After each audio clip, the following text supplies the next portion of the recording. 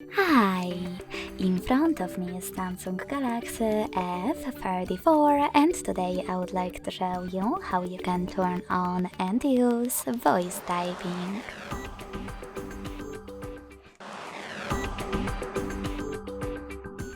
Begin by opening your device's keyboard and tapping on the microphone icon at the top on the right.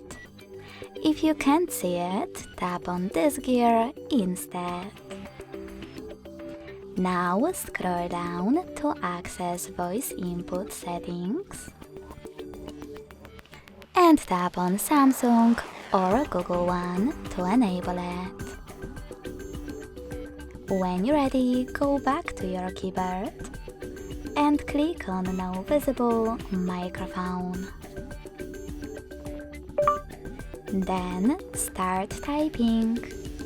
When you're done, tap on this button to stop. Thanks so much for watching. If you enjoyed this video, don't forget to leave a like, comment and subscribe. Bye!